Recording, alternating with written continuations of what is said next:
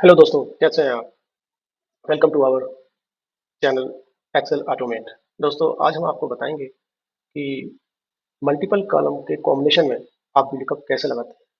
तो इससे पहले मैं आपको बताना शुरू करूं, मैं कुछ इसकी डिटेल में जाके आपको समझाना चाहता हूं कि इसकी ज़रूरत क्यों पड़ती है।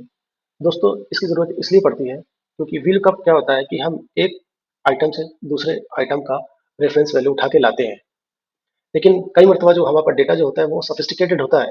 एग्जाम्पल के तौर पे मैं आपको बता देता हूँ कि सपोज एक कस्टमर ए है। उस कस्टमर को किसी एक डीलर ने उसको जो मटेरियल बेचा वो सपोज 2000 का था। वही मटेरियल उसी डीलर ने एक दूसरे कस्टमर को बेचा, वो बेचा 3000 का। वही मटेरियल किसी तीसरे कस्टमर को उसने बेचा 5000 का। तो ऐसे मल्टीपल रीजन हो सकते हैं जहाँ पे आप हर मॉडल का प्राइस वेरी कर सकता है। तो अब इस कंडीशन में हमें अगर डेटा उठाना है प्रोडक्ट का, हमें जैसे कि आप टेबल यहाँ पे देख रहे हैं, टेबल ए है, ये टेबल बी है, यहाँ पे कस्टमर का नाम है, यहाँ पे प्रोडक्ट का नाम है, हमें यहाँ पे इसका प्राइस उठा के लाना है। तो हम इसका प्राइस कैसे उठाएं? अगर हम मॉडल 11 पे VLOOKUP लगा के अगर उठा के लाते हैं तो आप देखिए मॉडल 11 के कई प्राइस दिख रहे हैं। एक 5354 दिख रहा है, एक 4354 दिख रहा है, एक 7785 दिख रहा है। तो सेम मॉडल के कई प्राइसिंग है, लेकिन उनके कस्टमर अलग अलग है। तो इसके लिए एक बहुत आसान सा तरीका है दोस्तों, मैं आपको बता देता हूँ। उसके लिए करना क्या है, एक सिंपल सा एक फार्मूला है, आप बहुत आसानी से इसको लगा सकते हैं। एज इक्वल टू, एक हम की कॉलम बना देते हैं, दोनों शीट में एक की कॉलम बना देते हैं, जिससे कि टेबल ए और टेबल बी दोनों में एक कॉमन कॉलम होगा, और जिसके बेस पे हम वहां से डेटा उठा के लाएंगे। कैसे करेंगे इसको? Is equal to, customer name को सिलेक्ट किया और ये शिफ्ट दबा के हम यहाँ पे एंड दबाएंगे, और हम दूसरी वैल्यू को सिलेक्ट करेंगे, यानी मॉडल, प्रोडक्ट मॉडल, और ये एंटर किया। तो यहाँ पे एक कॉमन वैल्यू बन गई, इसका हमने नाम दिया है की कॉलम। इसको हम कॉपी करेंगे और पेस्ट कर देंगे। सेम चीज़ हम यहाँ पे करेंगे टेबल ए में, कॉलम एंड फिर मॉडल और एंटर। इस वैल्यू को कॉपी किया और हमने एंड तक इसको पेस्ट कर दिया। तो दोस्तों, आप देखेंगे कि टेबल ए में भी एक यूनिक कॉलम बन गया है और टेबल बी में भी एक यूनिक कॉलम बन गया है। तो अब हमें VLOOKUP लगाना बहुत आसान हो गया है।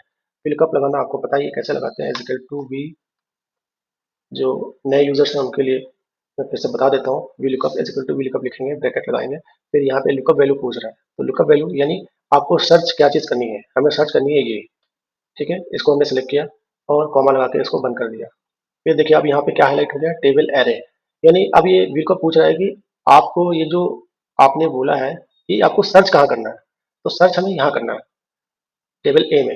लेकिन टेबल ए में जो सर्च करना है उस किस एरिया में सर्च करना है, यानी ये वैल्यू सर्च करें, लेकिन इसके साथ में जो वैल्यू हमें उठा के लानी है उसके साथ उस पूरे एरिया को सिलेक्ट करिए। यानी यहाँ से लेकर अभी हमें प्राइस उठा के लाना है, तो प्राइस वाले कॉलम को मिला के आप इसको पूरा एरिया सिलेक्ट करिए, जिस एरिया में या जिस रेफरेंस वैल्यू से हमें उठा के लाना है।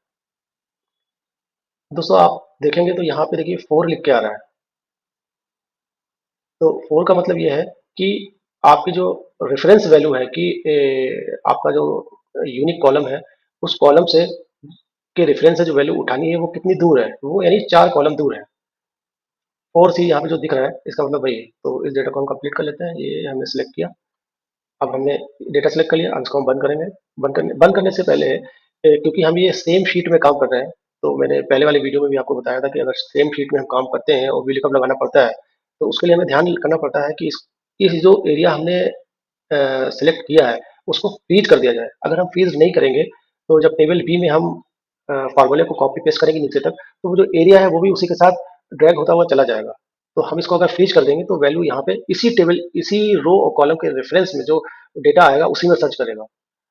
तो इसको करने के लिए क्या करना होता है, यहाँ पे दोनों वैल्यू को आप सेलेक्ट कर लीजिए ऐसे, और कीबोर्ड में सबसे ऊपर देखेंगे, सबसे ऊपर रो में F4 होता है, तो F4 को दबा दीजिए। F4 दबाने के बाद ये देखिए कॉलम लॉक हो गया है, $F$4, फिर ये $I$38। अब ये जो पूरी वैल्यू है ये लॉक हो गई है। अब लॉक हो गई तो एरिया सेलेक्ट हो गया, इसको हम बंद करते हैं। हमने एक्स VLOOKUP को बता दिया है किस एरिया में आपको सर्च करना है, वैल्यू 1। अब देखिए आप VLOOKUP अगले उस पे चला गया है, क्वेरी पे पूछा है कॉलम इंडेक्स नंबर। अब VLOOKUP पूछा है, आपने एरिया तो सिलेक्ट कर लिया, लेकिन आपको वैल्यू कौन सी उठा के लानी है, कौन से कॉलम की वैल्यू उठा के लानी है। तो जो VLOOKUP है वो सिर्फ नंबर में सेंस करता है, इसलिए कह रहा है कॉलम इंडेक्स नंबर। यानी जो वैल्यू ने कॉलम एफ से लेकर और जो प्राइस वाला कॉलम है उसकी कितनी डिस्टेंस है, यानी 1 2 3 4, यानी 4 कॉलम की डिस्टेंस है, तो यहाँ पे हम 4 लिख देंगे। उसके बाद कॉमा लगा के इसको बंद करेंगे। फिर पूछ रहा है कि रेंज लुकअप, तो रेंज लुकअप में दोस्तों हम यहाँ पे जीरो लिखते हैं एज यूजल, तो जीरो लगा के, तो वैसे आप ट्रू भी कर सकते हैं यहाँ पे, तो उसका भी मतलब जीरो ही होगा, और इसको ब्रैकेट बंद कर देंगे। तो ये दोस्तों आपका लुकअप का फार्मूला रेडी है और हमने एंटर किया। एंटर करने के बाद आप इसको कॉपी करके नीचे तक पेस्ट कर सकते हैं।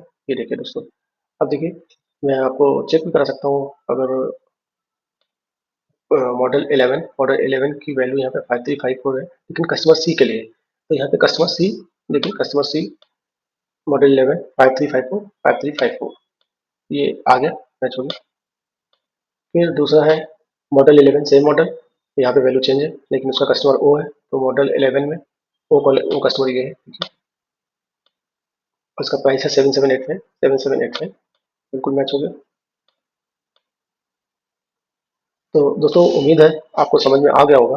ये बहुत आसान सा तरीका है जिससे आप सफिस्टिकेटेड डेटा को भी आप एक यूनिक कॉलम बना के और उसमें आप VLOOKUP का इस्तेमाल कर सकते हैं। मैंने यहाँ पे सिर्फ 2 कॉलम को ऐड किया है, आप ऐसे मल्टीपल कॉलम का कॉम्बिनेशन बना के एक यूनिक कॉलम बना सकते हैं दोनों टेबल्स में, और VLOOKUP का मजा ले सकते हैं। दोस्तों उम्मीद है आपको वीडियो बहुत पसंद आई होगी। अगर पसंद आई है तो इसको लाइक करें, शेयर करें और मेरे चैनल को सब्सक्राइब करें। Thank you so much.